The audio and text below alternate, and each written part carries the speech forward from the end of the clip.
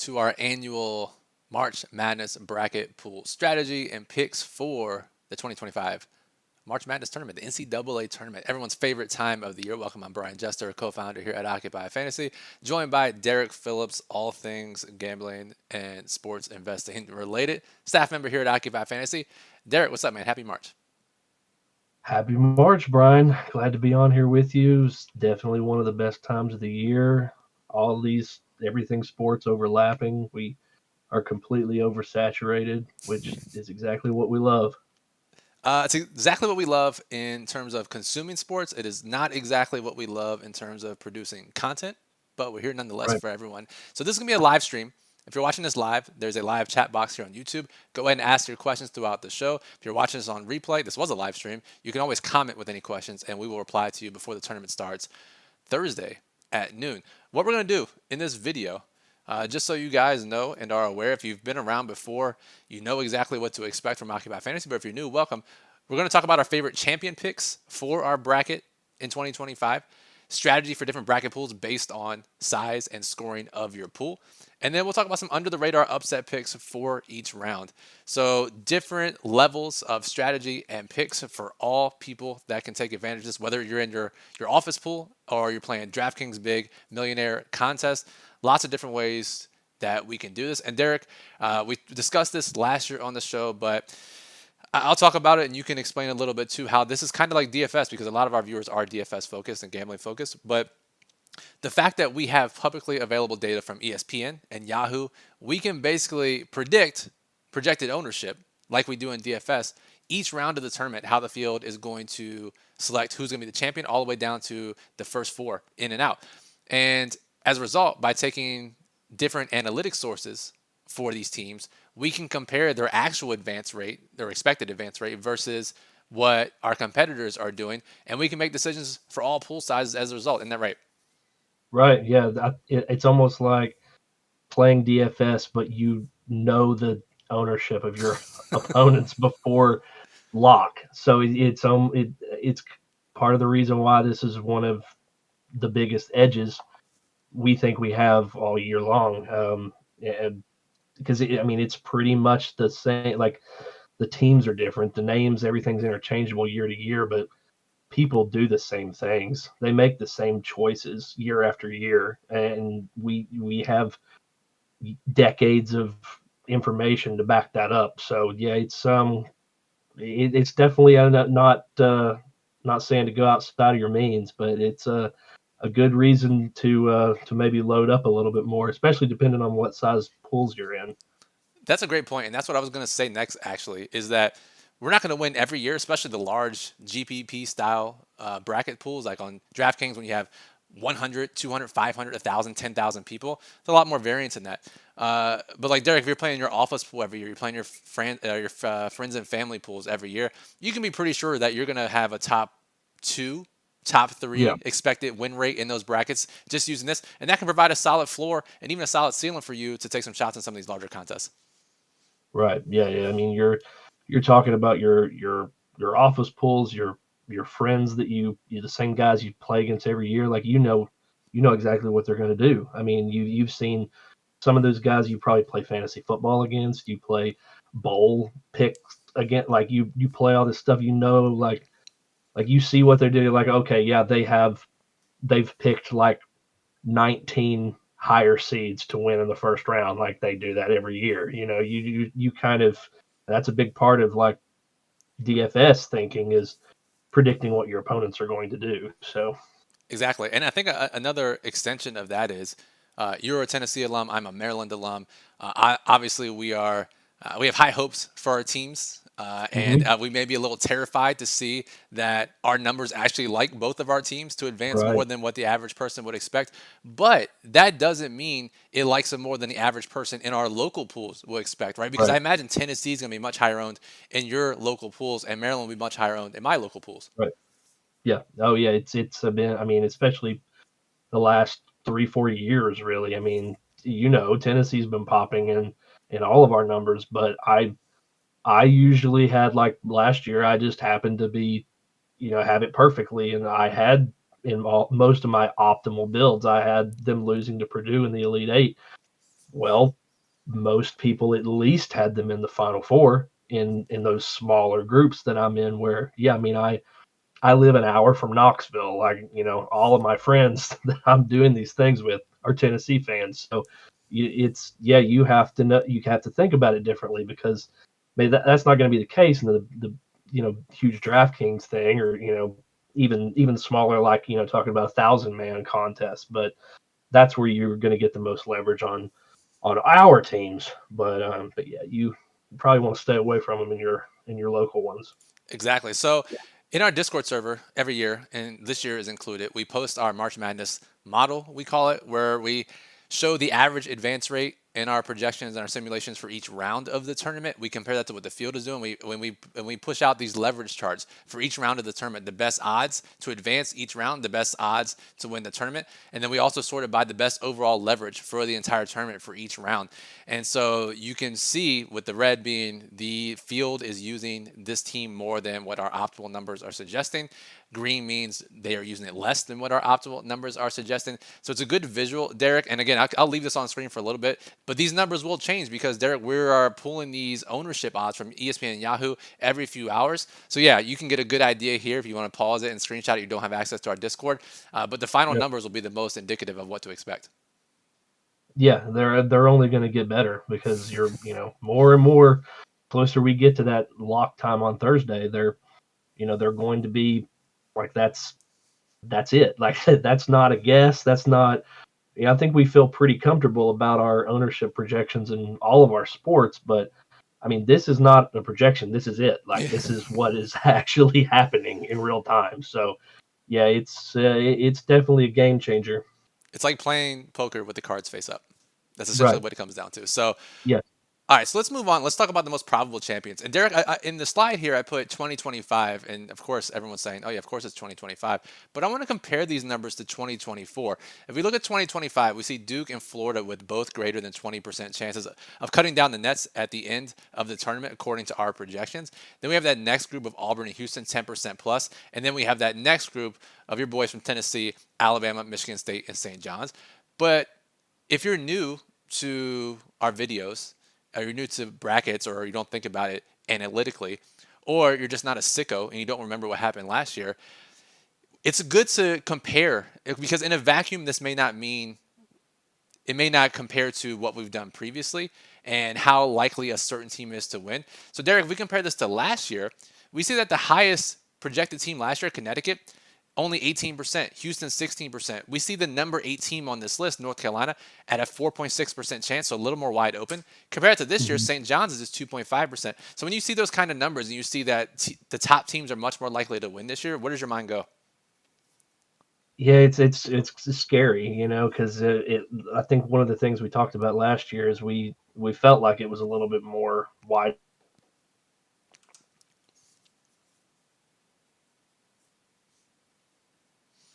the bracketology that ESPN, CBS, no matter where you're getting this content from.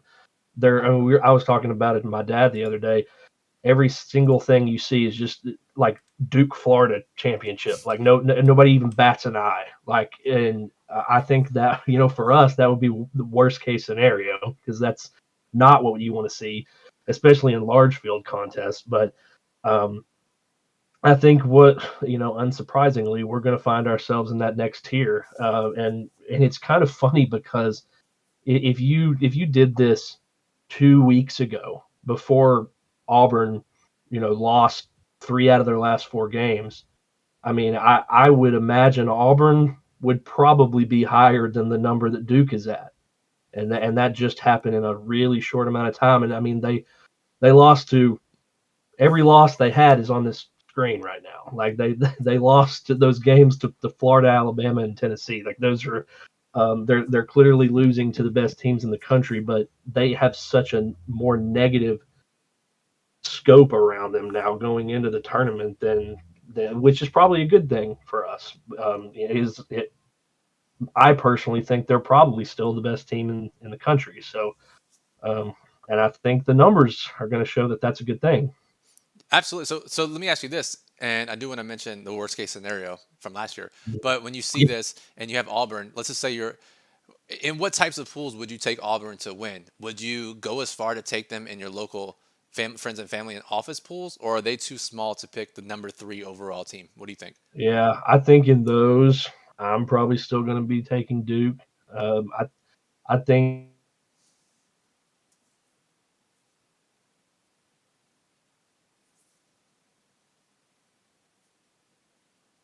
my second favorite pick, even in the smallest fields, Okay. behind Duke. But yeah, I mean, I'm always going to lean towards that chalkier champion in smaller stuff, and try to maybe get two Final Four picks that are a little sharper. That's usually how I'm trying to think through it. Um, but yeah, I mean, it's hard to go away from Auburn, especially knowing that they're now undervalued. Right. And if we go back to our leverage charts here, we see that Auburn has the highest positive leverage of winning it all versus what the field is doing, 13.8%. Average chance of cutting it down. The field right now in ESPN and Yahoo is picking them at just 11%. So you may say, what, 2-3% difference, but that's the biggest difference that we see. And you mentioned the worst case scenario. That happened last year. Connecticut met Purdue in the finals, probably Yep. the most popular finals matchup. The most popular team won it all.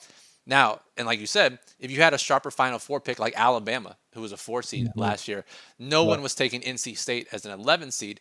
Uh, but this is a conversation around. Let's go to hear about knowing your scoring system, where if you're in a smaller pool or even a pool where you get uh, sequential scoring, so 6 point for the Mm-hmm. champion, five for the final, four for the final four, et cetera, et cetera, et cetera, where those early picks matter a lot more, you can be more confident in taking a chalkier Final Four if you get the earlier picks right. But Derek, if you're in the DraftKings scoring, which is exponential scoring, where you basically have to get the champion right or you're not winning, and in addition Right. to that, you have to get the Final Four right with so many people.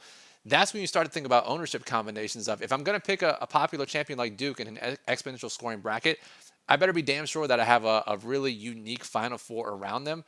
If not, you're going to be competing against a lot more people. Yeah. And I think that what only 1 year in the last 25 have there been, 4 1 seeds make the tournament. So I mean that if they're make the Final Four, you look at that as more often than not, it's not going to be four straight chalk. Like you're going to need to hit those, and when whether maybe it is a only a two or a three, you start to see those combinations come down. But yeah, like last year when you're talking about Alabama as a 4 seed, I know really nobody had NC State. I mean that's a you don't even have to worry about that because nobody was getting it Right. points from that region. So you don't really even have to worry about that. But yeah, that's when if we do end up in a scenario where it's Duke and Florida in the championship, you're going to have at least one of, if not both of those other Final Fours, and that's where the money is to be made. So um, yeah, that's a good way to kind of work backwards off of that. And I to completely contradict myself, I did see this tweet the other day from Max Barr, that is he covers SEC basketball. That after Florida beat Tennessee the other day, they actually went over the 35-point threshold in Ken Palm, meaning that all four number 1 seeds are at 35 and above. There have only been four total teams above 35 in since 2000. Jesus. Yeah, so if you were ever going to have a year where you think, okay, well, maybe all the 1 seeds are that good, this unfortunately would be it. Yeah. So then we have to make our money, like you said, in the Elite Eight and Sweet Hmm. 16. Or we just take one of the less popular 1 or 2 seeds to win it all. Here's a chart. Right. Shout out to Moose who's in the chat, by the way. I see Moose. It says unique Final Four sounds like the perfect spot for Houston, which our numbers love every year, no matter what the situation is. But this is Yeah. a chart, and this should show up on screen. Let me see. Yeah, it looks pretty good. So the green bars are our projections, and the blue bars are what the field is doing. So if you're a visual learner, this shows you which teams are more likely than the field is expecting. So we see Derek, Duke, and this is the conversation we've had, but like Duke, while they are quote unquote negative leverage, the field is using them more than what we project. They're still the most likely to win it all. So it's something to keep Yeah. in mind. Florida is slightly positive leverage. And then that next group you mentioned, Auburn, Houston, Tennessee, Alabama, all positive leverage in terms of our numbers say they're more likely to win the tournament than the field is projecting. And again, that could be a really good differentiator, even if you have a chalky Final Fours, have one of these teams win. But the two teams I want Hmm. to talk about specifically are Michigan State and St. John's, who are two seeds. And you don't necessarily see teams that are sixth and seventh in championship probability, according to our model, have negative leverage. And I saw a tweet that referenced a KenPom stat that, for those who don't know, KenPom is a college basketball analytics site, showed that teams that are one or two seeds that weren't ranked preseason have failed miserably in the tournament. Average wins of 1.5 or 1.6 in the tournament. Michigan State and St. John's both fall under that group. So it's interesting to me, Derek, that our numbers are also picking up on that trend and saying that despite them being seventh or eighth in championship odds, that they're actually being picked way more than they should be. Yeah.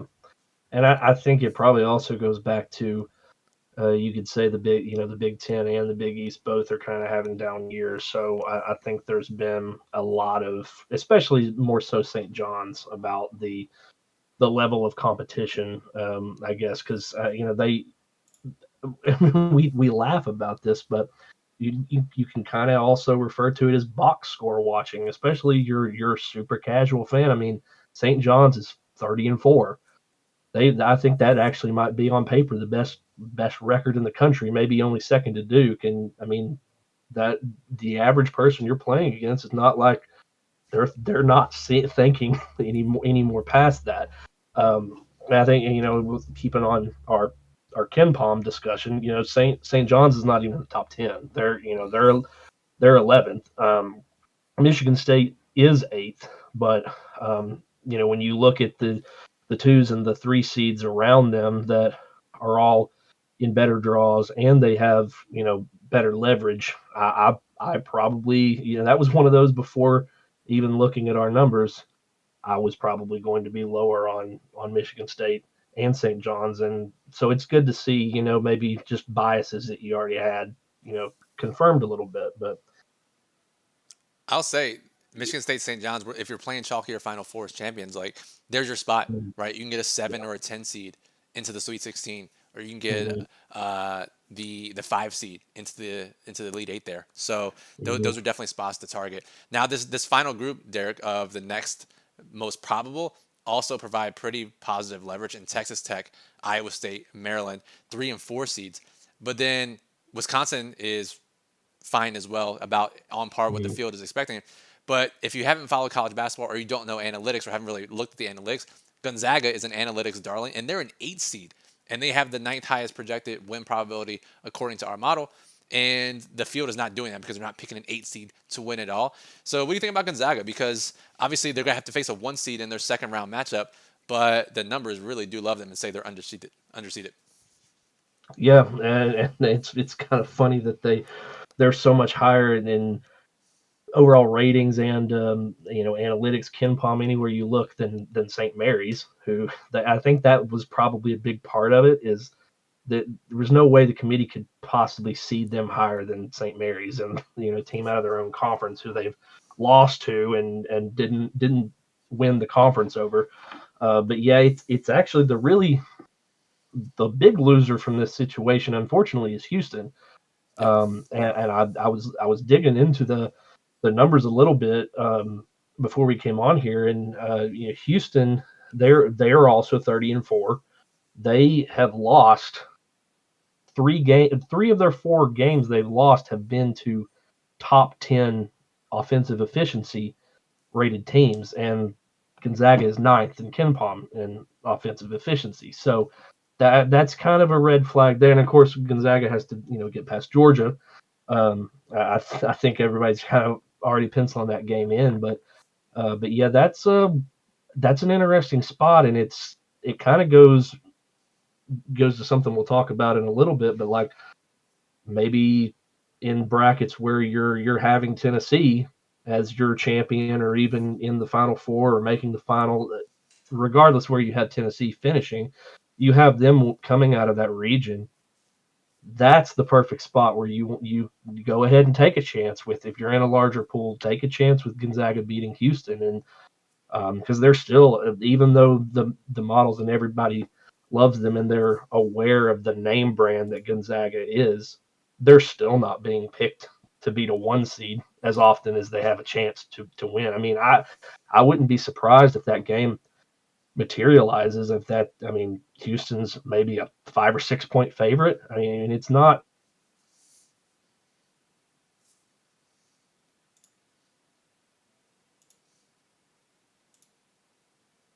Yeah, and so we have a little audio issues cutting out in and out. If you guys hear something, just stick around 2 3 seconds. Having some audio issues, so um, Derek cut out there right at the very end. But Derek, I want to go back to your point about, and this is kind of like simulation based, but it's like just thinking about it in your brain. If Tennessee makes the Final Four, they have a better chance of making the Final Four if they face a lesser opponent. Can they beat Houston? Yes, of course. But there's this kind of double whammy effect of you picking a lower seed or worse seed at the top of your Tennessee region, because one, if you get it right, no one has that. And Tennessee is much more likely to advance. So your Tennessee to Final Four is much more likely in that scenario. Two, even if Gonzaga doesn't win, but Houston doesn't, and one of these other teams in this region, Georgia, Clemson, whoever else in that region, advance to the Elite Eight, you're not missing out on any points. And Yeah, so you have this double whammy effect of if you have a less popular team making the Final Four, or even the championship game, or even the Elite Eight, having a bigger upset in their path has a fantastic effect on the likelihood of that actually happening, and the likelihood of you're not missing out any points, even if you're wrong. right. You don't, as far back as last year is only place you have to go. You know, you just had pulled up last year that one of our the lowest teams that we were on last year was North Carolina as a 1 seed. Yep. Well, North Carolina as a 1 seed losing early directly had positive correlation on the 4 seed Alabama winning that region. Yes. So yeah, that's exactly what you're talking about. Question in the chat from Moose says, speaking of Iowa State, can you talk about how recent injuries, i.e. Gilbert, affect leverage and strategy? So this is a good point, and I think this is getting really in the weeds.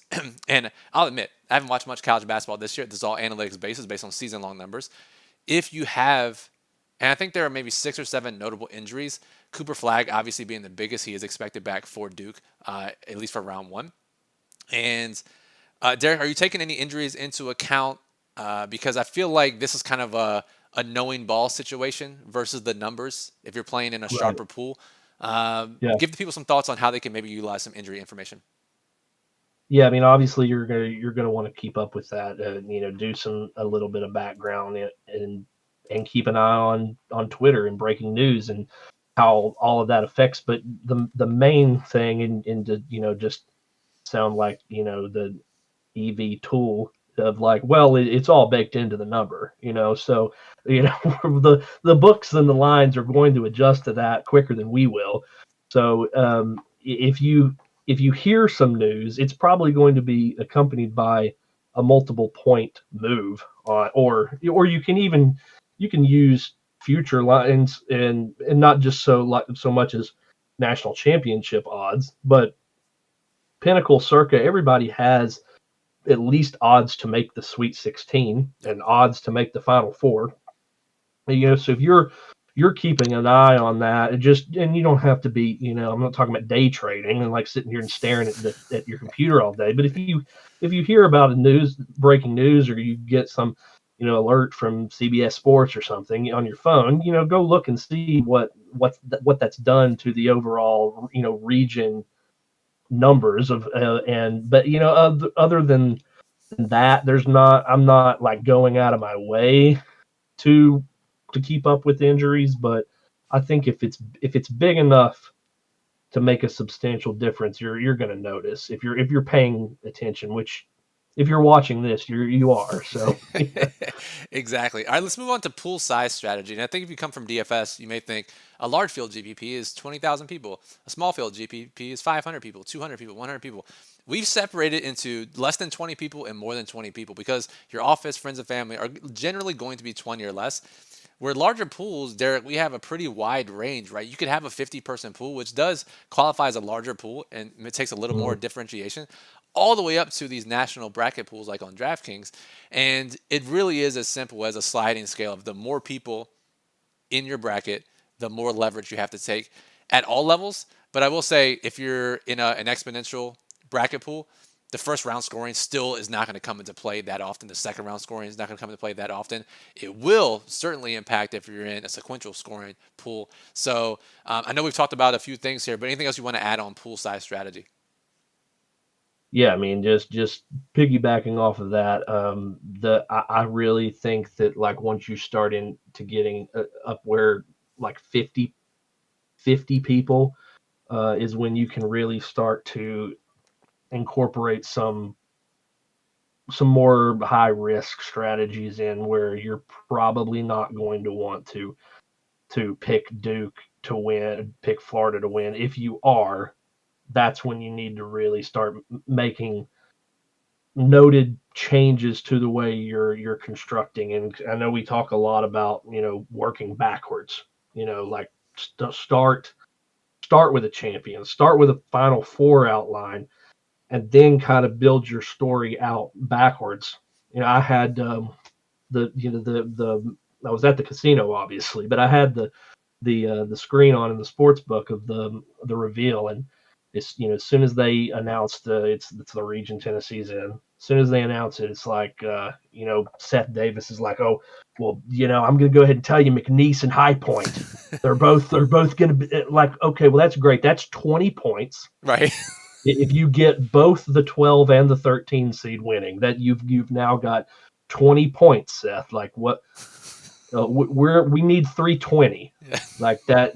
So it's all just backwards. It's all crazy. But that's why we're talking about this. So I think the biggest thing is the larger the pool, the more down the road you want to look when Exactly. you're starting to build the bracket. That is exactly right. So now let's transition everyone's favorite segment, our favorite upset picks, our biggest leverage, where we see the biggest points of differentiation between our numbers and what your brackets that you're competing against will be doing. And before we just jump into the individual teams, Derek, I do want to say that I think you pointed out, what was it, 2 years ago when Connecticut won? They were hugely positive leverage at all areas of Mhm. the tournament. And you were Yeah. tweeting out that, hey, let's bet them to make the Sweet 16. Let's bet them to make the Elite Eight, the Final Four. Yeah. So even if you don't have these teams going very far in your brackets, maybe a couple games here for leverage, you can get some really juicy numbers on some of these leverage teams at sportsbooks.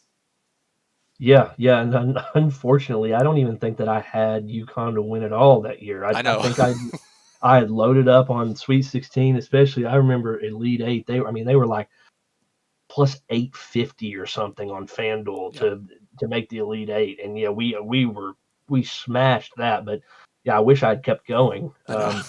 But it's funny because I think probably the looking here at our overall like biggest leverage down the road that mirrors that 23 UConn team is probably like Iowa State, Maryland.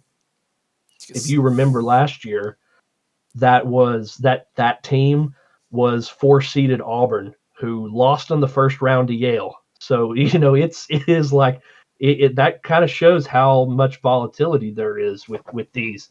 That's in your 2-year sample. You could either lose in the first round or win the national championship. So this is a long game. The more you play, the more you're doing this year after year after year, that you're going to realize those results, like we did with UConn. Exactly right. So let's start here. Yeah, I can hear you fine. Okay, perfect. And we are live, so we're good now. Let's see here. Okay. Uh, we're back. We're back. Okay. Perfect. Looks like we're back. So, as I was saying, thanks everyone for being patient with the issue there. But 12 seeds is where we were talking, Derek.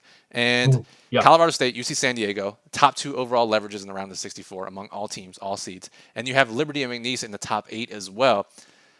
Now, generally, these are popular upset picks, but the field still isn't picking them very heavily. Right. And obviously the big one is is Colorado State. I mean, they are, the last I looked, they're at what, it's like a 3-point favorite over Memphis, and that's alarm bells. Like Yeah. that's crazy stuff. And we've had that a couple times in the last couple of years. I remember that like Oregon Wisconsin game Yep. was another one. But yeah, where the 12 seed is actually a straight up favorite against the 5, and they're still only being picked a third of the time. So I mean that's a massive one there. Um, and yeah, and then obviously St. Mary's is they're kind of in a situation where I think a lot of that might be I'll go ahead and say the SEC bias. The SEC is on paper they've been the best conference all year. They got 14 teams in the tournament, and so I think that's probably part of that. With the St. Mary's is getting that Vanderbilt's a trendy upset pick because they're the SEC team taking on the Western Conference there, and that which is kind of funny because that's the opposite of how everyone feels about Gonzaga. Yep. But yeah, that those are definitely, and then I mean, even you can go on down the list to VCU. I mean, that's basically like a pick 'em in a 6-11. So yeah, there's those are the ones that you're really wanting to look at in round one, and I think that it kind of plays directly into something that I've been thinking about for years in that mini pod of 413, 512. If you kind of look down the road, we have positive leverage to make the Sweet 16 on every 4 seed. And again, that directly correlates into that. The 4 seed advancing and getting to play the 12 is, I mean, that they're automatically they've got an easier game round 2. So I love mixing and matching those, whether it's a 5 facing a 13 or a 4 facing a 12, and then having the better seed advance to the Sweet 16. That's an easy way to do it, but you don't see a lot of people thinking like that, especially not in smaller fields. No, that is such a good point, and that's really what you should be doing. And we haven't mentioned upset seeding. I mentioned it briefly during scoring, but Derek, if you're in a pool that awards bonus points for the worst seed winning, whether it's multipliers or just extra points, Mm-hmm. yes, in here Colorado State's 33% projected. That'll be higher owned in these upset pools, but unless they're above 50, 60, and probably even 70%, based on the difference in scoring that they get, they're being way even more underplayed in those types of contests because we already have them being good plays in normal scoring systems. That is highlighted to the max when it comes to these upset scoring. Oh yeah, like the ones where you get like you get basically the number of points for whatever seed they Right. are. Like, I mean, it's like they're even astronomically better than what this could even project, especially the double digit seeds. I mean, that's just, you almost feel like you just have to blindly take every one, and just if half of them win, Yes. you're doing better than if it was straight chalk. That is so true. The final team on the list of 64 is Troy, which kind of goes with this line of thinking of SEC overrate. They played Kentucky in round 1, right? And Right. Derek just talks about what we mentioned. If we don't expect Kentucky to go far, let's pick Troy in round 1. Yes, only 15% chance, but it correlates with the rest of our bracket and gives us a chance if they do get the upset. Just add on a couple extra points. Right. Yeah. I mean, that can even go back as like, I keep, as much as I don't, want to put all my eggs in the basket of Tennessee. They're the perfect example for this, because it all is, you take that approach from, let's say you have Tennessee in the Final Four, and then you just start working backwards. Well, if Tennessee faces Illinois, let's say the 6th seed in the Sweet 16, that's a better matchup than Kentucky, who they have lost to twice this season. And just like what you said, well, if we're going to have Illinois advancing to the Sweet 16 anyway, why don't we just hope they're playing Troy and not Kentucky? I mean, it all works together. So yeah, to see that Troy is, I mean, that's a pretty pretty decent number. And I mean, it's not like, I mean, we see almost, every year, a 13 or a 14 or both.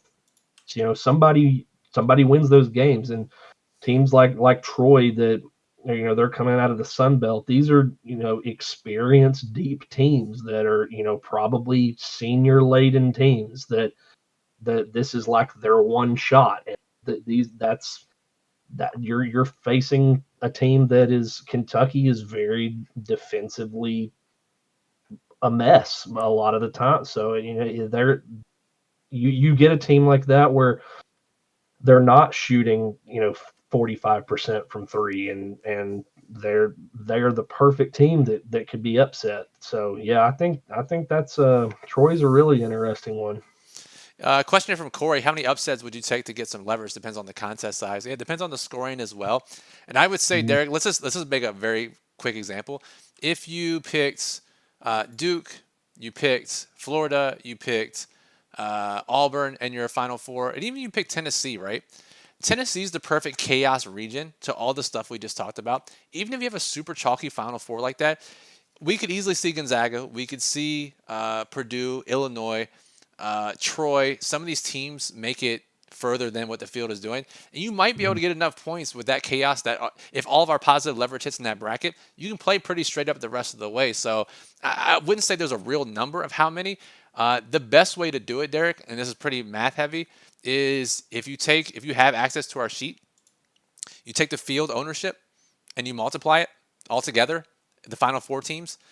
Let's just say you end up with 25% for each one. You multiply 25%. That's the odds of somebody having that roughly. Multiply that times the pool size, and that'll give you a good idea of how many people will have that.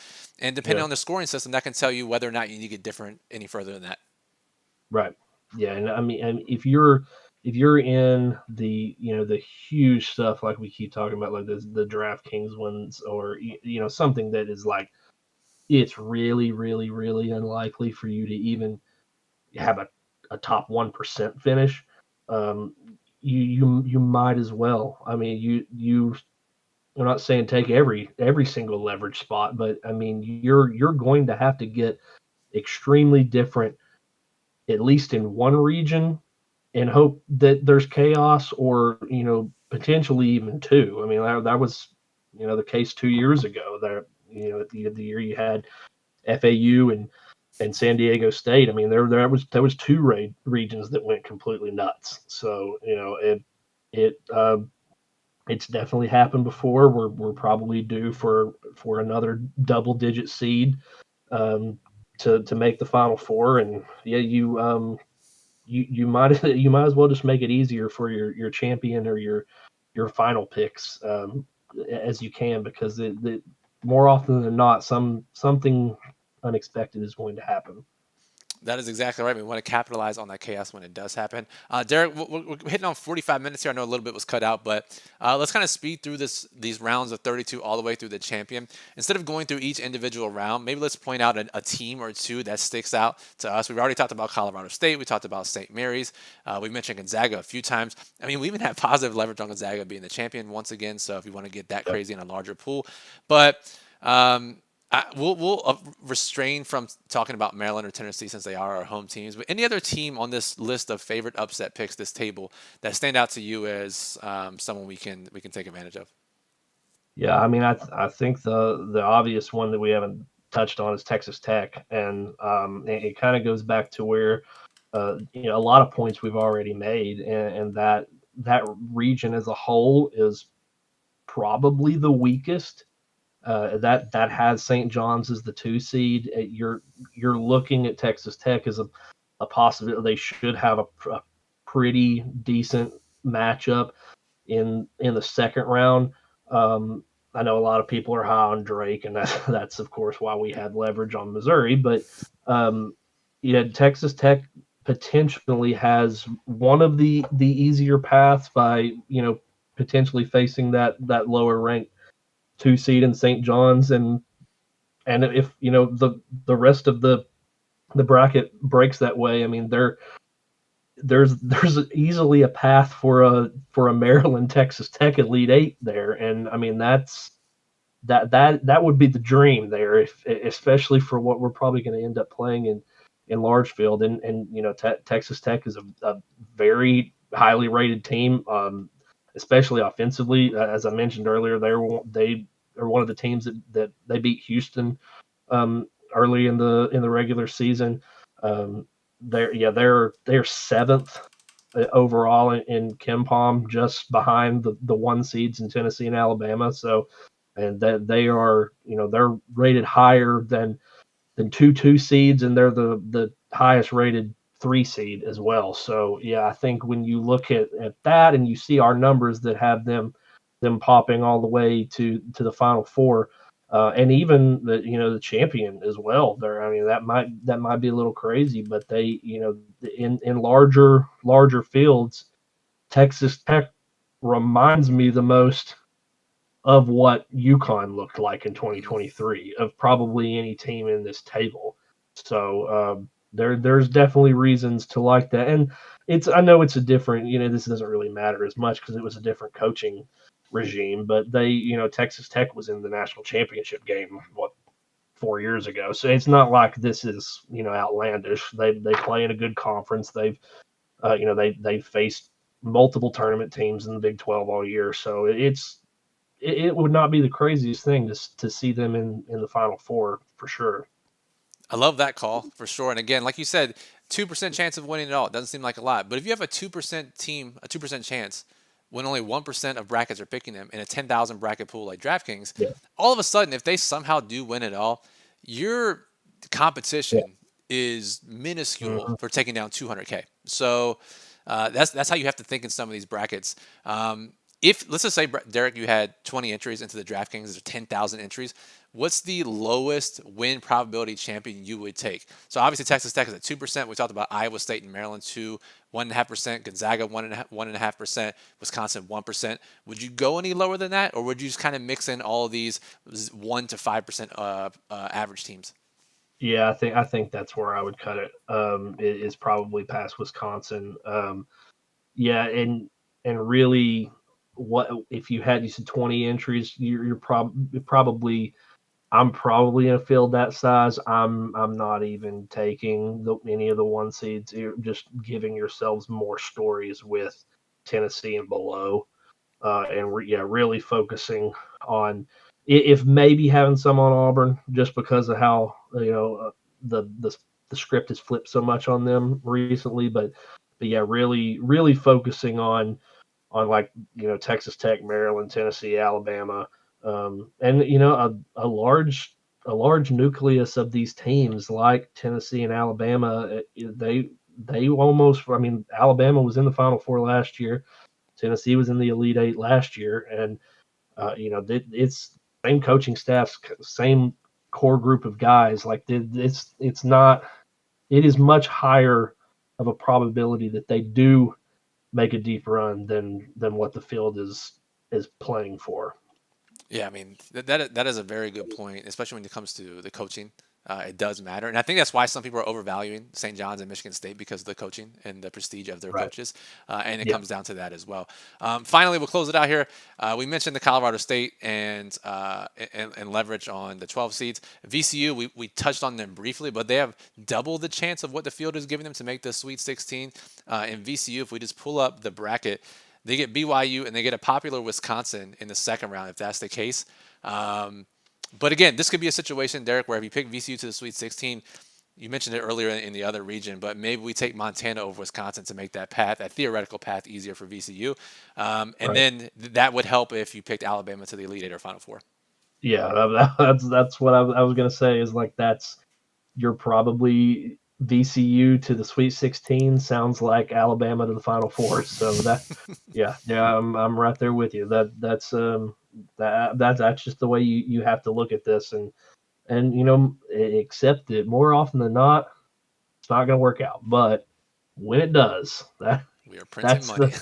the kicker. So yeah, the best I said a minute ago. What it's not very likely that you're going to have a 1% finish. Well, if you have a 1% picked champion win the national championship, you're in the 1% now. Yeah, That is exactly right. And that's how we're going to end the show.